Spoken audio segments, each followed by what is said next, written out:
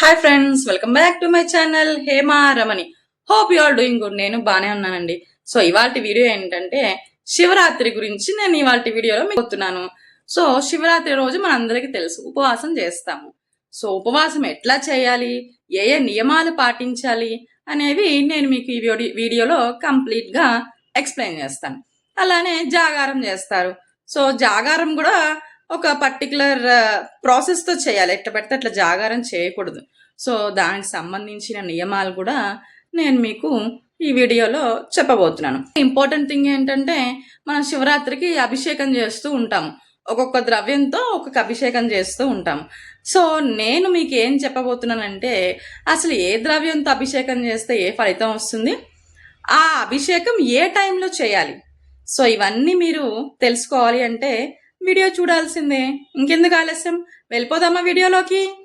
మహాశివరాత్రి భూమిపై కోట్లాది భక్తుల హృదయాల్లో భక్తి జ్యోతి వెలిగించే పవిత్ర రాత్రి. ఈ రాత్రి కేవలం పండుగ కాదు, మన ఆత్మను శివతత్వంతో కలిపే ఆధ్యాత్మిక ద్వారం. శివుడు ఆది అంతం లేని శక్తి, సృష్టి స్థితి లయకు మూల కారణం. శివరాత్రి అంటే ప్రపంచం నిద్రలోకి జారుకుంటే భక్తుల హృదయాలు మేల్కొంటాయి. సో మన శివరాత్రి యొక్క ఆధ్యాత్మిక అర్థమేంటో ఇప్పుడు తెలుసుకుందాం. శివ అంటే శుభం, మంగళం, కరుణ. రాత్రి అంటే అజ్ఞానం అనే చీకటి. శివరాత్రి అంటే అజ్ఞానాన్ని విడిచి జ్ఞానాన్ని ఆలింగనం చేసుకునే రాత్రి. ఈ రాత్రి మనలోని కోపం, అసూయ, అహంకారం శివుడి చరణాల్లో కరిగిపోవాలి. శివలింగం యొక్క మహిమ ఏంటంటే శివలింగం రూపం కాదు, తత్వం. అది అనంతాన్ని సూచిస్తుంది. ఆది లేని, అంతం లేని అఖండ చైతన్యానికి ప్రతీక. లింగం అంటే సృష్టి మొత్తం ఏకమవుతున్న బిందువు. శివరాత్రి రోజున శివలింగాన్ని దర్శించటం వేల యజ్ఞాల ఫలితం ఇస్తుందని పురాణాలు చెబుతాయి. అభిషేకం యొక్క ప్రాముఖ్యత ఏంటంటే అభిషేకం అంటే శివుడిని స్నానం చేయించడం కాదు, మన మనసును శుద్ధి చేయడం. ప్రతి పదార్థానికి ఒక అర్థం ఉంది. ప్రతి జాము ఒక శక్తిని మేల్కొల్పుతుంది. మనం ఇప్పుడు మొదటి జాము గురించి తెలుసుకుందాం. మొదటి జాము అంటే సాయంత్రం 6 నుండి 9 గంటలు, అంటే ఈవినింగ్ 6 to 9. దీన్ని మనం మొదటి జాము అంటాము. ఈ జామున మనం నీటితో అభిషేకం చేయాలి. నీరు జీవనానికి మూలం. మన పాపాలను కడిగే పవిత్ర శక్తి.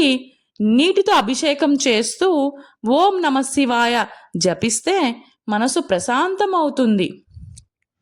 తరువాతది రెండో జాము. రెండో జాము అంటే రాత్రి 9 గంటల నుండి 12 గంటల సమయాన్ని రెండో జాము అంటారు. ఈ జామున మనం పాలు మరియు పెరుగుతో అభిషేకం చేస్తే చాలా మంచిది. పాలు కరుణకు ప్రతీక, పెరుగు పోషణకు సంకేతం.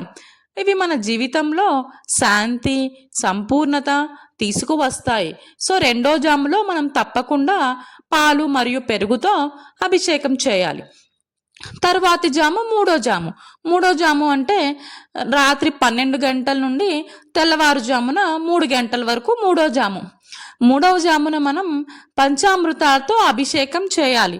పంచామృతాలు అంటే పాలు, పెరుగు, నెయ్యి, తేనె, చక్కెర. ఈ 5 పదార్థాలు పంచభూతాలను సూచిస్తాయి. ఈ సమయంలో చేసే ప్రార్థన వేల రెట్లు ఫలితాన్ని ఇస్తుందని విశ్వాసం. తరువాతది నాలుగో జాము. నాలుగో జాము అంటే తెల్లవారు 3 గంటల నుండి 6 గంటల సమయాన్ని నాలుగో జాము అంటారు. నాలుగో జాములో మనం బిల్వదళం, చందనం, గంగాజలంతో అభిషేకం చేయాలి. బిల్వపత్రం శివుడికి అత్యంత ప్రీతికరం.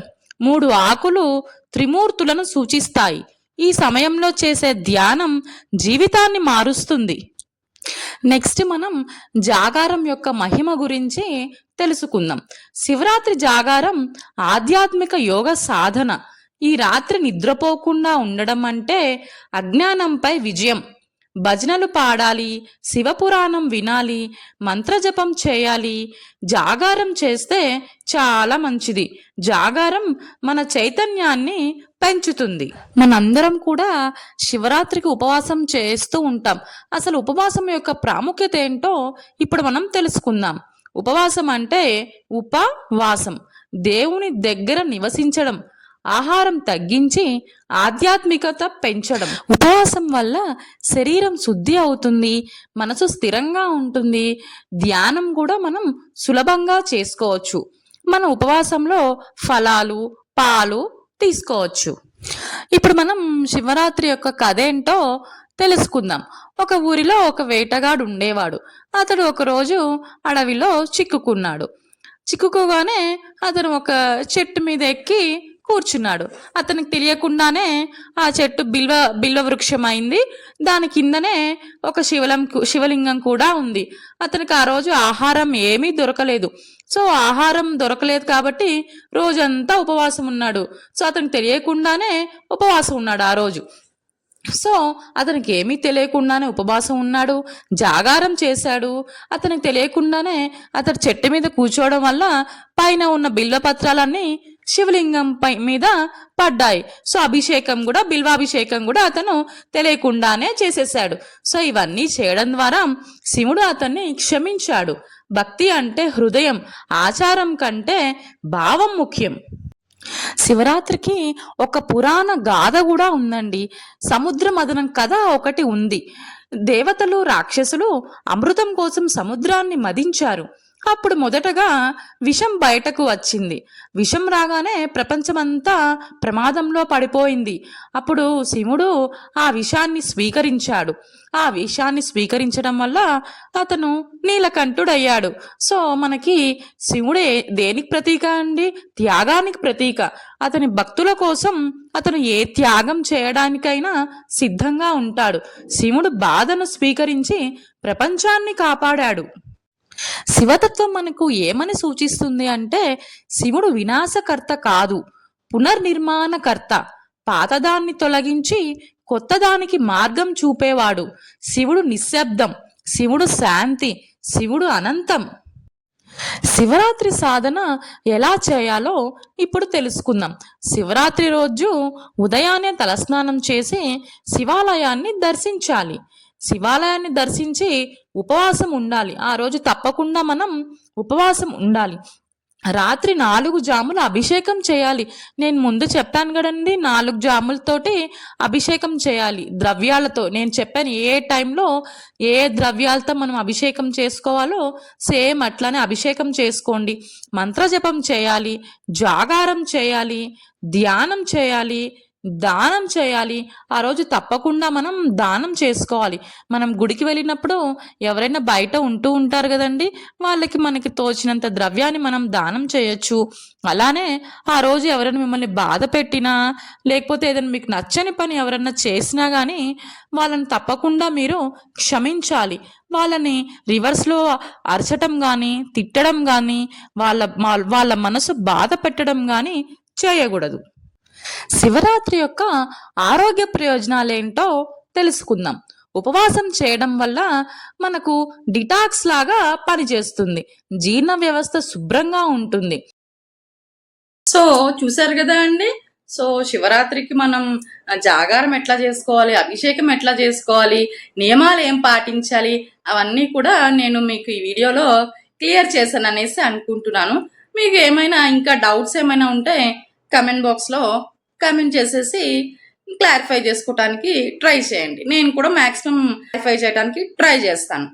శివరాత్రి రోజు మనము ఏవేవో జాగారాలు చేయడానికి ప్లాన్ చేస్తూ ఉంటాము, కానీ అవన్నీ వేస్ట్ అండి. జాగారం అంటే శివుడి నామస్మరణతోటి మనం జాగారం చేసుకుంటేనే ఫలితం ఉంటుంది. సో జాగారం కదా అనేసి మనము ఏ సినిమాకో ఏ షికార్కో వెళ్ళేసేసి, లేదంటే ఏదన్నా డ్యాన్సులు వేసుకుంటూనో టైం స్పెండ్ చేస్తే అవన్నీ వేస్ట్ ఆఫ్ టైం.